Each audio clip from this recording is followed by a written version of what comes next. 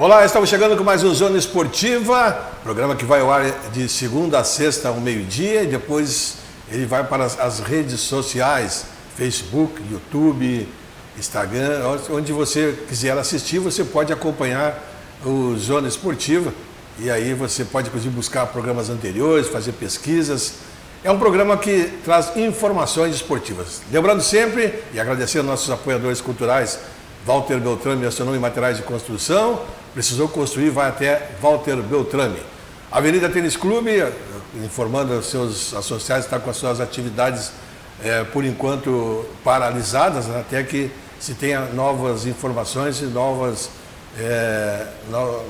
regulamentações por parte da nossa área de saúde. E também a Associação de Karatê Sul, né, está aí com as suas atividades também aguardando novas informações, mas aqui nós trouxemos hoje o André Rolim, ele que vai até dar algumas dicas para vocês a respeito desse momento importante para todos nós, é lógico, mas que nós também temos que ter algumas outras atividades, né, para a gente poder até passar o tempo e manter a nossa saúde. Tudo bem, André? Prazer tê-lo aqui novamente, bom dia. Bom dia, Tess, bom dia ao pessoal de casa. É um imenso prazer estar aqui novamente, conversando um pouco com o pessoal de casa. Pois é, vamos começar falando um pouco sobre o momento atual. Depois, assim, nós temos outros assuntos interessantes para conversar, mas pede-se para que as pessoas permaneçam em suas casas, saiam o mínimo possível para evitar o contágio, né, e a proliferação do vírus. Mas o pessoal não pode também, por causa disso, deixar de fazer algum exercício, manter a sua saúde, as suas atividades, né, André?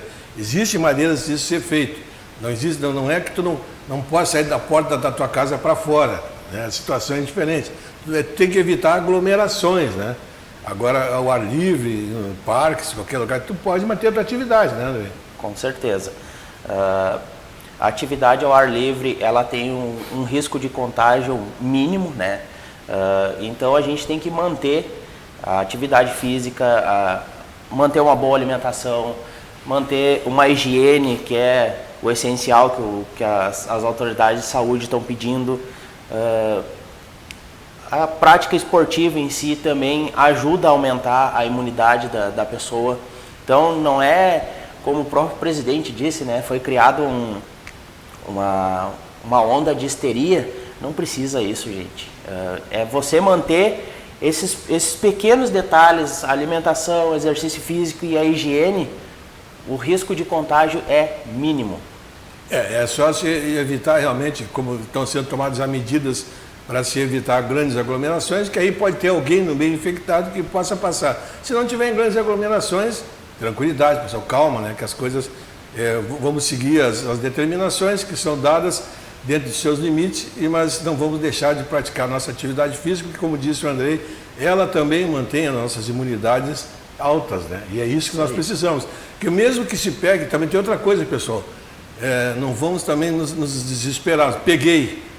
Se tu pode pegar, né? Tu pode ter tipo uma gripe e ela, se tu tiver bem de imunidade, ela vai dar e passar. Se tu tiver com a tua imunidade baixa, é que tem problemas.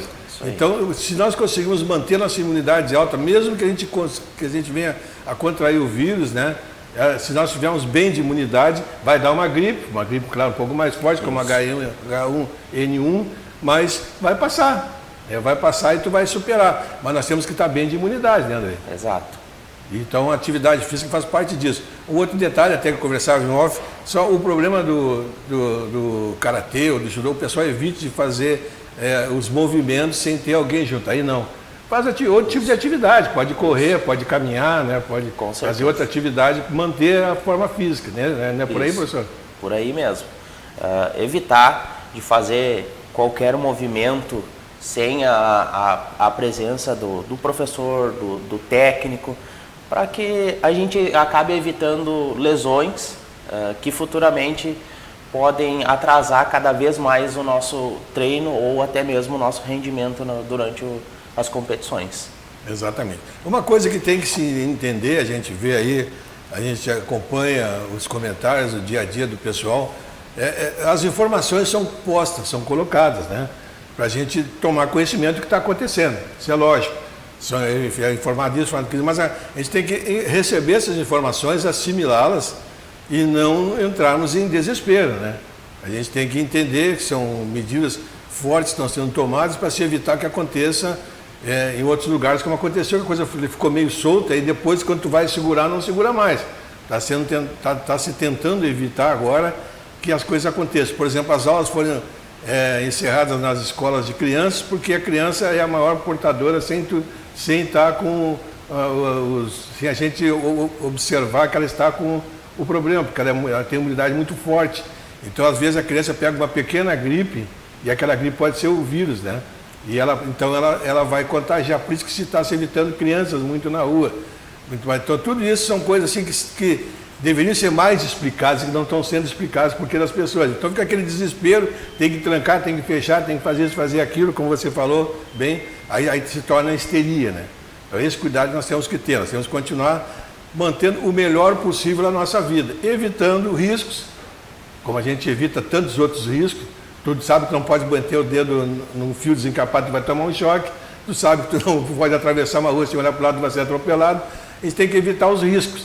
Então vamos evitar os riscos do vírus, mas sem desespero, né? Acho que é por aí, né, Andrei?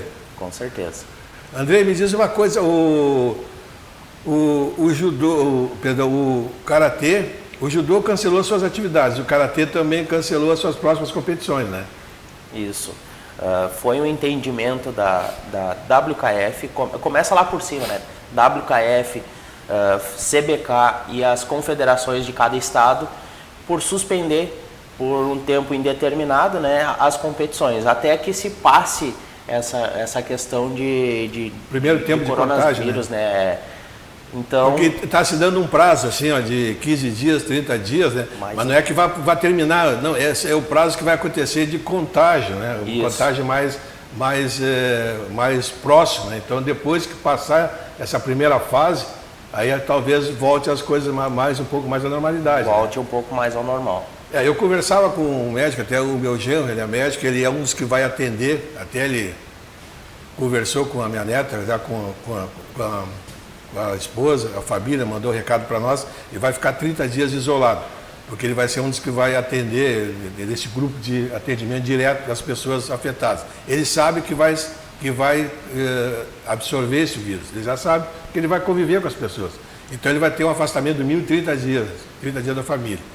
Ele sabe disso, mas ele está se medicando já, preparando a imunidade, exatamente para, se ele absorver esse vírus, ele tem apenas uma gripe. E ele me dizia que a partir da semana que vem, o pico deve chegar em Porto Alegre. É o pico que vai chegar em Porto Alegre. Essa é a previsão, todo o planejamento, todo que eles estão fazendo. A partir daí se espalha um pouco pelo estado. Vai espalhar mais ou menos dependendo dessas medidas que foram tomadas. Por isso que estão sendo antecipadas. Aí se faz essa previsão dos 15, por isso está fazendo previsão de 15 a 30 dias, para passar essa fase de contágio maior. Aí depois quem pegou, vai ser tratado, entendeu? Vai se tratando, vai se absorvendo e aí tentar em 60 dias eliminar tudo. Mas por isso tem esse prazo, está sendo dado de 15 dias, estão fechando de 15 a 30 dias. Isso aí nada é feito sem ter uma ideia do porquê, né? Então ele me deu essa explicação do porquê das coisas. É bom que a gente diga isso para as pessoas, né? Por que está acontecendo isso? O Dores vai fechar, a TC fechou, por tantos dias, por quê? Porque é o prazo que pode dar o pico do contágio, né? Então esse cuidado que o pessoal tem que ter, tem que absorver. E as confederações também, por sua parte, fizeram e vão aguardar. O Comitê Olímpico Mundial, lá, que está coordenando, né, os Jogos Olímpicos, diz que em julho os jogos já vão acontecer, porque na China e no Japão já está caindo o número de contágios, está sendo contornada a situação. Então, a princípio, eles acreditam. E eles falaram uma coisa que eu gostaria que tu me explicasse. Aí foi perguntado a eles nos países onde está acontecendo, né, por enquanto, a chegada do vírus, né, como seriam feitas as fases classificatórias para quem não se classificou. Ele falou que seria uma classificação por pontuação. Como é que vai funcionar isso? Tu tem já uma ideia? Como é que pode funcionar com o karatê, por exemplo, que não teve ainda a fase classificatória final para a Olimpíada, né? Aí como é que classificaria os atletas sem haver a competição de classificatória? Como a com a questão do vírus, né? As classificatórias acabaram sendo jogadas um pouco mais para adiante, mas em caso de não haver as fases classificatórias finais, o que vai ser feito para alguns atletas que já têm a pontuação a mais da metade, né, da pontuação classificatória para as Olimpíadas, vai ser feito por pontuação daí.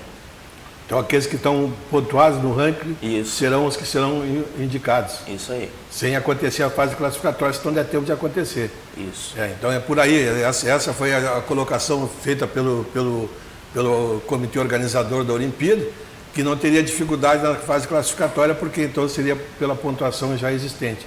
E tu acredita que ainda dá tempo de fazer alguma fase classificatória até julho? Olha, porque o problema é a preparação dos atletas, né? É que pode, por exemplo, em junho cessar tudo, mas é até tu começar a te preparar para uma classificatória, não sei se não é injusto, né? É que o pessoal já vem num ritmo de treino, né? Pensando já nas classificatórias, e aí dá essa parada. A gente sabe que quem é atleta mantém o seu ritmo de treino, seu condicionamento, mas o psicológico, trabalhei meu psicológico para tal competição e vamos jogar mais para adiante, não vai acontecer, embora a gente já tenha alguns atletas classificados, né? Hoje o nome que está em mais destaque é o Vinícius Figueira, que é atleta do Paraná. Então o Vinícius já está automaticamente classificado para as Olimpíadas. Esse já está... Esse já está com o passaporte carimbado. Com o lugar dele. Quantos atletas vão? Por categoria, por peso, por categoria? Eles fizeram enxugaram bastante as categorias. Então, se eu não estou enganado, vai quatro categorias masculinas, daí vai por peso, e 4 femininas. 4 masculinas e 4 femininas. Isso. Seriam os 4 melhores ranqueados, então. Esses mesmos. Perfeito. E aí é em julho, né, que está programada a Olimpíada? Né? Julho. Em julho. André, me diz uma coisa, você estava me falando também uma informação que eu não tinha, você estava me colocando uma informação que eu não tinha. Existe um acordo entre a Confederação de Karatê e a Confederação Brasileira de Futebol? De clubes. De clubes. Isso. De clubes. Confederação Nacional de Clubes. A CBK, a Confederação Brasileira de Karatê, fechou uma parceria com a CBC, Confederação Brasileira de Clubes, que vai possibilitar, né, aos clubes que têm a modalidade de karatê, judô, enfim, esportes que estão hoje em evidência na prática olímpica. Uhum. Esses clubes que têm essas modalidades vão ter a possibilidade de mandar técnicos, árbitros e atletas com passagens aéreas de ida e volta e hospedagem, tudo pago pela CBC. Mas o clube tem que estar em dia com o seu cadastro na CBC. Aí o clube indicaria, como é que faria? O clube indicaria e mandaria. Isso. Para fazer esses cursos lá. Beleza, né? Que ótimo convênio que foi feito aí, né, para vocês, principalmente que trabalham na área. Esse intercâmbio é importante, né? Com certeza. Hoje, a preocupação maior do atleta, além de ter a sua preparação física, é a questão financeira. Para quê? Para que tu tenha a tua passagem aérea para tu poder viajar e algum lugar que tu possa dormir, né? Ou seja, a tua hospedagem. E com isso, a gente consegue trabalhar muito melhor, sem se preocupar, né, com a questão de fazer toda essa burocracia. Então tu tenha o tempo que tu dedicaria para conseguir passagem aérea e hospedagem, tu tem para tu treinar. Isso aí. André, além você dá aula também, tá dando aula do jogo Karatê também, né? Dou aula no Clube Dores, dou aula no CT Munecata. Uhum. E também na Academia Dojo X. A academia eu já vi que, por enquanto, paralisou as atividades, né? O Clube Dores também e a tua outra entidade também vai paralisar. O CT Munecata também resolveu por tempo. por tempo E indeterminado. o que tu diria para esses teus alunos aí, o que eles podem fazer nesse tempo aí, de termos de atividade aí, para eles manterem um pouco a sua condição física e melhorar seu nível de condição de saúde? Bom, até o momento, o que eu diria para eles é que eles mantivessem uma caminhada, uma corrida, a questão de fazer movimentos do karatê pode ser feito, porque alguns deles já têm uma graduação acima, já têm um entendimento, mas para aqueles que estão iniciando, eu pediria que fosse apenas essa questão de caminhada e corrida. Por quê? Porque é interessante sempre ter a orientação